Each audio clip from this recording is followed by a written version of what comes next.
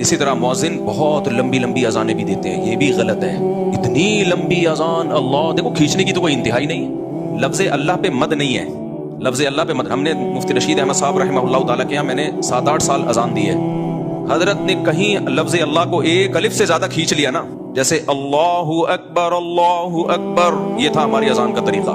پھر دوبارہ اللہ اکبر، بس سمجھ میں آ رہی ہے بات؟ اگر کسی دن میں نے یوں کھینچی نا اللہ اکبر، حضرت نیچے اترتے تھے. اللہ کیوں؟ کیا دلیل ہے اس کی؟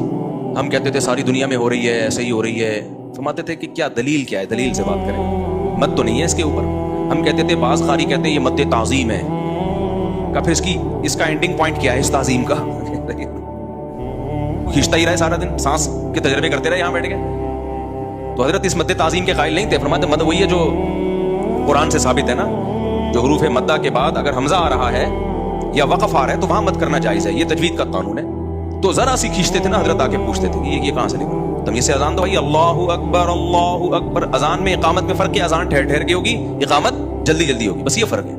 تجوید کے لحاظ سے کوئی فرق نہیں ہے. پھر اشہد اللہ، لا پہ مد ہے کیونکہ آگے حمزہ آ رہا ہے. لا کو کھینچ سکتے ہیں آپ، اشہدو میں ہا کو نہیں کھینچ سکتے. اشہد اللہ الہ الا اللہ، بس الا اللہ پہ بھی مد ہے. تو مد کو 3 سے لے کے 5 الف تک کھینچ سکتے ہیں آپ. اور لا الہ میں بھی لا کو بھی. لیکن مؤذن کیا کرتا ہے؟ اشہدو، ایک تو ہا کو کھینچے گا وہ. پھر ال کو کس قانون کے تحت آپ نے اتنا لمبا کھینچا ہے؟ یہ کیا ہے؟ لا الہ میں لا کو ایسا کھینچے گا کہ اپنی وہ پھیپھڑوں کی طاقت بیان کر رہا ہوتا ہے کہ میرے جو لنگس ہیں وہ ابھی جوان ہیں، وہ بوڑھے نہیں ہوئے.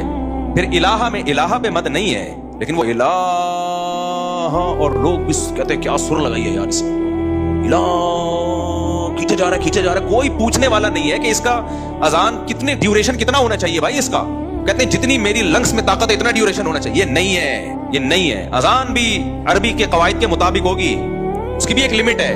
یہ نہیں کہ مؤذن پہ چھوڑ دیں آپ، مائک تیرے ہاتھ میں، اب تو اپنے لنگس کی پاور دکھا کتنی طاقت ہے تیرے اندر. ایسے تو بھائی وہ پھر احترام تھوڑی ہوگا اذان کا. خواتین ہمارے سروں پہ دوپٹہ لے لیتی ہیں اذان کے وقت، اچھی بات ہے. میں نے جم میں لوگوں کو دیکھا ایکسرسائز چھوڑ دیتے ہیں یار اذان ہو رہی ہے، لیکن مؤذن ان کے اس ادب کا ناجائز فائدہ اٹھاتا ہے اور کھینچتا رہتا ہے، اتنا کھینچتا ہے. وہ لوگ کہتے ہیں یار تو ادھر ہی نکل گئے ہمارے، کیوں لوگوں کو آزمائش میں ڈال رہے ہو بھائی.